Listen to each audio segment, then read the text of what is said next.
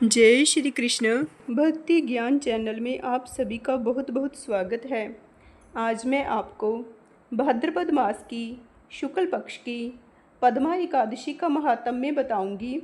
आप ध्यान से सुनिए।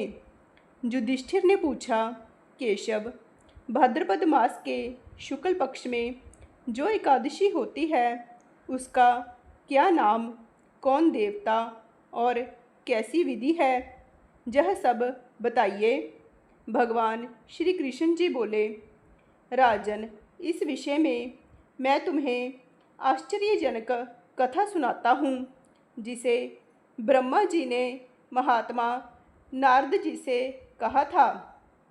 नारद जी ने पूछा, चतुर्मुख, आपको नमस्कार है।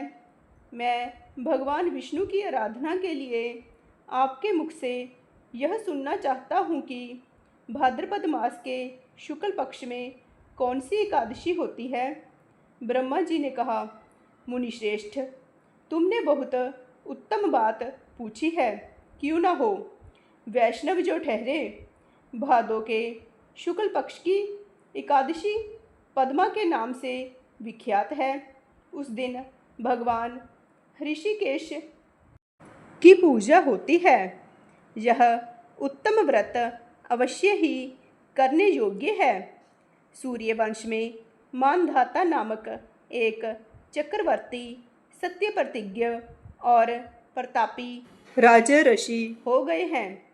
वे प्रजा का पालन अपने औरस पुत्रों की भांति धर्मपूर्वक किया करते थे। उनके राज्य में अकाल नहीं पड़ता था, मानसिक चिंताएं नहीं सताती थी और बीमारियों और रोगों का प्रकोप भी नहीं होता था।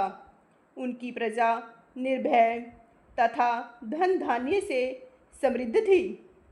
महाराज के कोष में केवल न्याय उपार्जित धन का ही संग्रह था। उनके राज्य में समस्त वर्णों और आश्रमों के लोग अपने अपने धर्म में लगे रहते थे। मानधाता के राज्य की भूमि कामधेनु के समान फल देने वाली थी। उनके राज्य करते समय प्रजा को बहुत ही सुख प्राप्त होता था। एक समय किसी कर्म का फल भोग प्राप्त होने पर राजा के राज्य में 3 वर्षों तक वर्षा नहीं हुई। इससे उनकी प्रजा भूख से पीड़ित हो नष्ट होने लगी। तब संपूर्ण प्रजा ने महाराज के पास आकर इस प्रकार कहा। प्रजा बोली, नृपश्रेष्ठ, आपको प्रजा की बात सुननी चाहिए। पुराणों में मनीषी पुरुषों ने जल को नारा कहा है। वह नारा ही भगवान का अयन अर्थात निवास स्थान है। इसलिए वे नारायण कहलाते हैं। नारायण स्वरूप भगवान विष्णु सर्वत्र व्यापक रूप में विराजमान है। वे ही मेघ स्वरूप होकर वर्षा करते हैं। वर्षा से अन्न पैदा होता है और अन्न से प्रजा जीवन धारण करती है। नृपश्रेष्ठ, इस समय अन्न के बिना प्रजा का नाश हो रहा है। अतः ऐसा कोई उपाय कीजिए जिससे हमारे योगक्षेम का निर्वाह हो। राजा ने कहा, आप लोगों का कथन सत्य है, क्योंकि अन्न को ब्रह्म कहा गया है। अन्न से प्राणी उत्पन्न होते हैं और अन्न से ही जगत जीवन धारण करता है।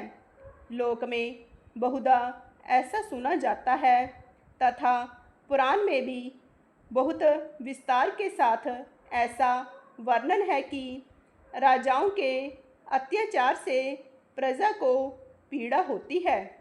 किंतु जब मैं बुद्धि से विचार करता हूँ तो मुझे अपना किया हुआ कोई भी अपराध दिखाई नहीं देता। फिर भी मैं प्रजा का हित करने के लिए पूर्ण प्रयत्न करूँगा। ऐसा निश्चय करके राजा मानधाता इन्हें गिने व्यक्तियों को साथ ले विधाता को प्रणाम करके सघन वन की ओर चल दिए। वहाँ जाकर मुख्य मुख्य मुनियों और तपस्वियों के आश्रमों पर घूमते फिरे। एक दिन उन्हें ब्रह्मपुत्र अंगिरा ऋषि का दर्शन हुआ। उन पर दृष्टि पड़ते ही राजा हर्ष में भरकर अपने वाहन से उतर पड़े और इंद्रियों को वश में रखते हुए दोनों हाथ जोड़कर उन्होंने मुनि के चरणों में प्रणाम किया। मुनि ने भी स्वस्ति कहकर राजा का अभिनंदन किया और उनके राज्य के 7 अंगों की कुशल पूछी। राजा ने अपनी कुशल बताकर मुनि के स्वास्थ्य का समाचार पूछा। मुनि ने राजा को आसन और अर्घ्य दिया। उन्हें ग्रहण करके जब वे मुनि के समीप बैठे तो उन्होंने इनके आगमन का कारण पूछा। तब राजा ने कहा, भगवन, मैं धर्मानुकूल प्रणाली से पृथ्वी का पालन कर रहा था, फिर भी मेरे राज्य में वर्षा का अभाव हो गया। इसका क्या कारण है? इस बात को मैं नहीं जानता। ऋषि बोले, राजन, यह सब युगों में उत्तम सत्य युग है। इसमें सब लोग परमात्मा के चिंतन में लगे रहते हैं तथा इस समय धर्म अपने चारों चरणों से युक्त होता है। इस युग में केवल ब्राह्मण ही तपस्वी होते हैं, दूसरे लोग नहीं। किंतु महाराज, आपके राज्य में यह शूद्र तपस्या करता है, इसी कारण मेघ पानी नहीं बरसाते। तुम इसके प्रतिकार का यत्न करो, जिससे यह अनावृष्टि का दोष शांत हो जाए। राजा ने कहा, मुनिवर, एक तो यह तपस्या में लगा है, दूसरे निरपराध है, अतः मैं इसका अनिष्ट नहीं करूँगा। आप उक्त दोष को शांत करने वाले किसी धर्म का उपदेश कीजिए। ऋषि बोले, राजन, यदि ऐसी बात है तो एकादशी का व्रत करो। भाद्रपद मास के शुक्ल पक्ष में जो पद्मा नाम से विख्यात एकादशी होती है, उसके व्रत के प्रभाव से निश्चय ही उत्तम वृष्टि होगी। नरेश, तुम अपनी प्रजा और परिजनों के साथ इसका व्रत करो। ऋषि का यह वचन सुनकर राजा अपने घर लौट आए।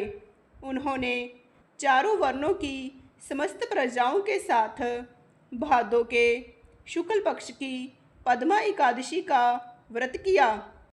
इस प्रकार व्रत करने पर मेघ पानी बरसाने लगे, पृथ्वी जल से आप्लावित हो गई और हरी भरी खेती से सुशोभित होने लगी।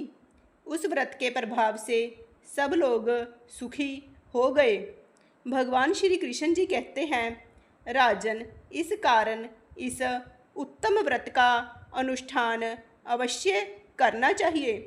पद्मा एकादशी के दिन जल से भरे हुए घड़े को वस्त्र से ढक कर दही और चावल के साथ ब्राह्मण को दान देना चाहिए।